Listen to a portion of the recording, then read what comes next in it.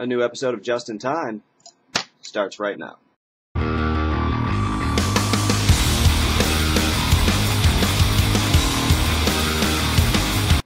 Hello, and welcome to the second installment of Just in Time. Hope you like the new opening.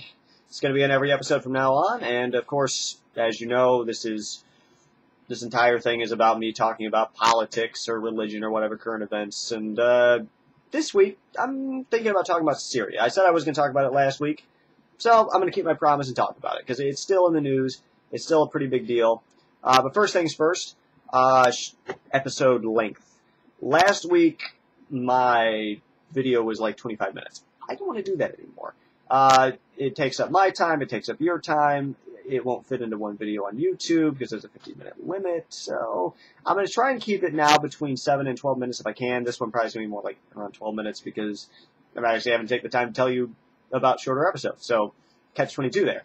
But I'm trying to keep it shorter. I think, people will be more amenable to watching it.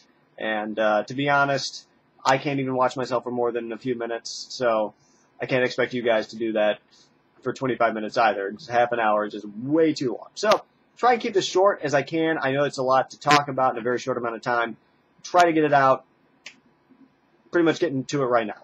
Syria. If you don't know what's going on, essentially, you know about the Arab Spring and Tunisia and Libya and Egypt, and I don't want to get into all of that.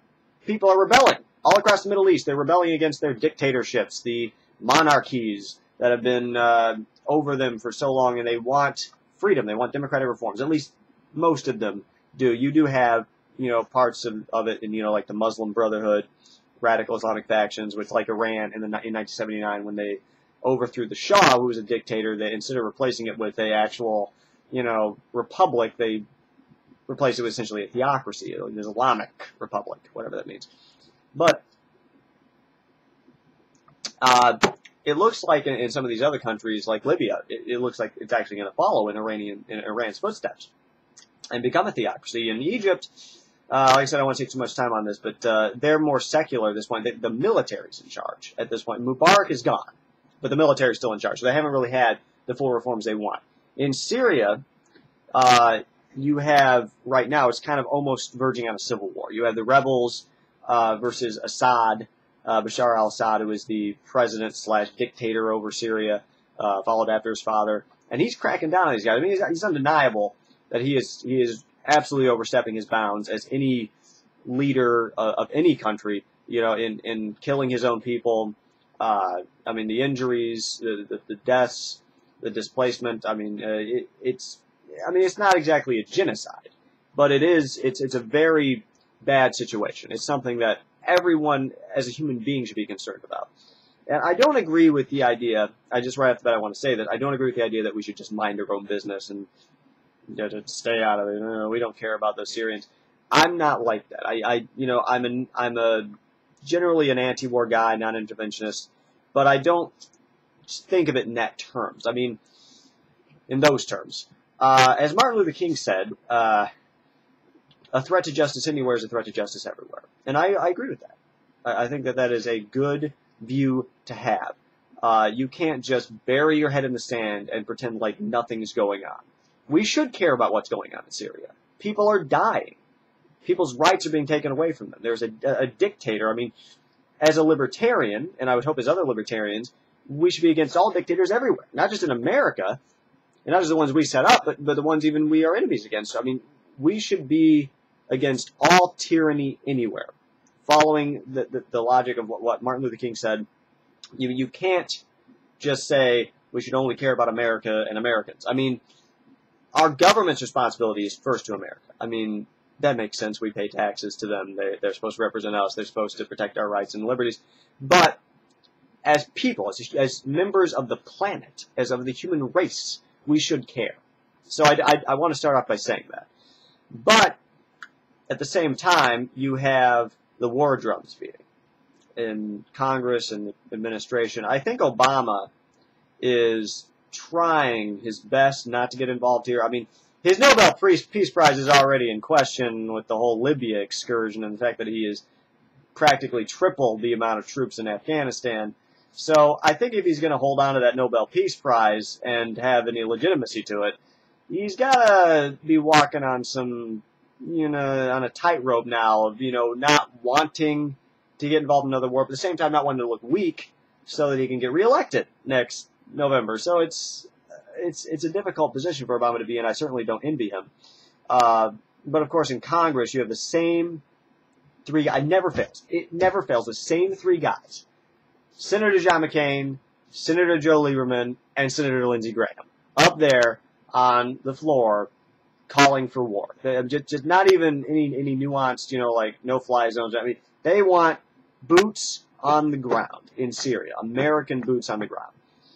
And here's my problem with that. I mean, you might say that they're doing it from good motivation, and I don't know about that because it seems like there is no war that would not be good according to these three individuals. I mean, it's pretty much, if there's a possibility of us going to war, they're A-okay with it. So, but I think for a lot of people, at least most Americans who may favor us getting involved, it is good intentions. They're not wanting war for the sake of war. They do actually want to help the Syrian people. But the question is, would us getting involved militarily actually help the Syrian people? Would it? At this point. I don't think it would. I think if we went in there and tried to take sides in the civil war, it's going to turn out just like Iraq. You're gonna, because for one, we don't know who the rebels are. They're not one monolithic group of freedom fighters like in the American Revolution. This is various people with various different goals. Like I said, the Muslim Brotherhood is involved. Radical Islam is a real threat here. And we don't want to get involved with the wrong people, like I think we probably did in Libya, giving money essentially to Al-Qaeda. I mean, you can't actually get any more ridiculous than what we did in Libya, trying to pick sides. And this is the problem. George Washington, in his farewell address, said we need to stay out of the internal affairs of other nations. He didn't say that we shouldn't care. He shouldn't say that we shouldn't do anything. He just said that we should stay out of the internal affairs of other nations as a government. The government should stay out of the internal affairs of other nations. The military should stay out of the internal affairs of other nations. So while we can do things, as a people, and I think the government does have certain roles to play here, but to simply just intervene all the time and to send the military in and to think that, picking sides in a civil war, even if you do think you know who the right side is, and you can certainly say that Bashar al-Assad is certainly on the wrong side, but it's the question of who the rebels are, what their goals are, if it's really for democratic reforms or it's for, some Islamic revolution like in 1979 in Iran. And it just really points to the hypocrisy of our foreign policy. Because in Iran, we supported the dictator against the revolutionaries. We were the ones who assassinated the democratically elected president of Iran, Slobodan Milosevic, because he was going to nationalize the oil. And I don't want to get too much into this because I'm already running out of time here. But the point is, we put in the Shah, we put in the dictator, and then when there was a revolution against it, and even though it didn't turn out to be necessarily for democratic reforms, some of it was, but most of it was, this Islamic, revolution to, impose a theocracy on Iran, which they have now. We supported the dictator. And even in Egypt, we supported a dictator over the Egyptian people for 30 plus years, almost 35 years. We supported Mubarak as a dictator over the Egyptian people, and we're supposed to be spreading democracy. I mean, we ally ourselves with a monarch. We're the country who was born out of opposition to the idea of having a king, and we are literally supporting, giving aid to a king over Saudi Arabia because he supports us militarily and he gives us cheap oil. It's never about oil, though. No, that's a conspiracy theory. Wars are never fought over resources. It's ridiculous. So, here we are. We have this inconsistent foreign policy. And you'd think, if we were all about supporting democracy, we wouldn't be supporting dictators. But we do. And then there's the other side, which is not necessarily about spreading democracy, but just humanitarian aid. To go there to protect the people from being killed. Makes sense. Where were we in Rwanda? When the Hutus were massacring Tutsis? Where were we? Nowhere to be found. Why? Because Rwanda was of no interest to us. No resources. And we wanted no strategic interest. I mean, it's in the middle of freaking Africa. What do we care? Africa. They don't have any oil. Of course not. It's not like they're close to Israel, so why should we care? Millions of people are being slaughtered. So it's the inconsistency.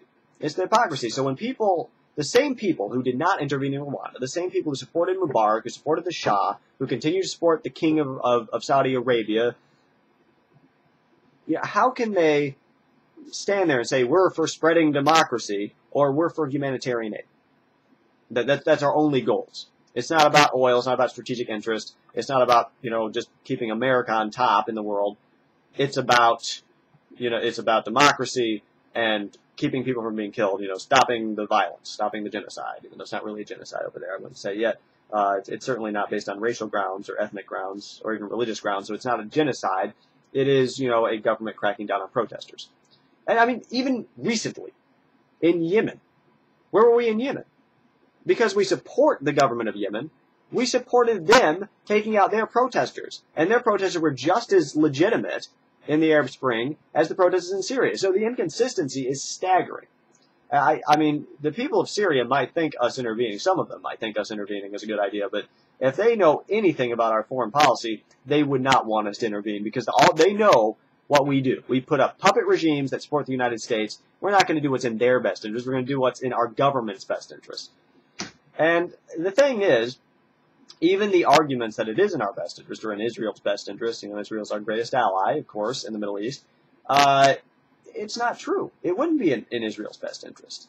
Bashar al-Assad has not exactly been the greatest friend to Israel, but he also hasn't been invading them either. If you put something like the Muslim Brotherhood in charge of Syria, see what happens then. Yeah, that's going to be complete chaos over there. I mean, you already have Egypt now is turning more anti-Israel, where under Mubarak it was much more pro-Israel, great friend of Israel. You have in Libya now Al-Qaeda is active. You now have Al-Qaeda in Iraq, as a result of us invading that country.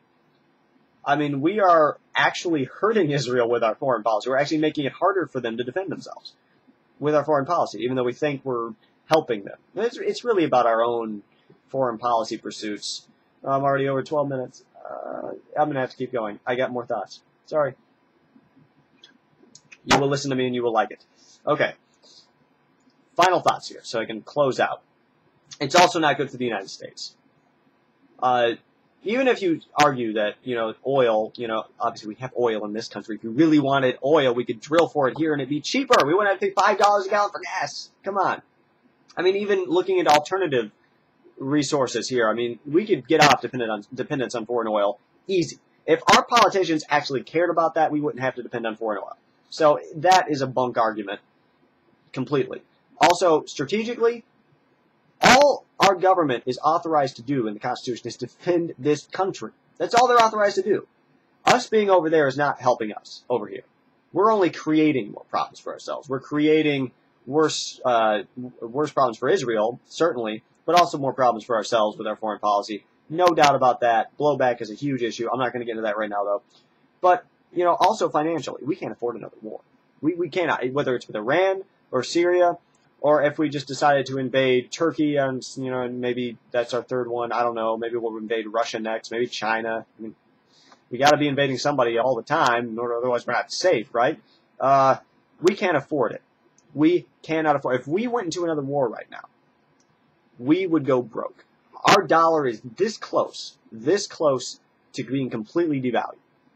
And if we went into another war with this much debt, this much spending going on, we are just asking for Weimar Republic style economic problems. I mean, this won't be like the Great Depression.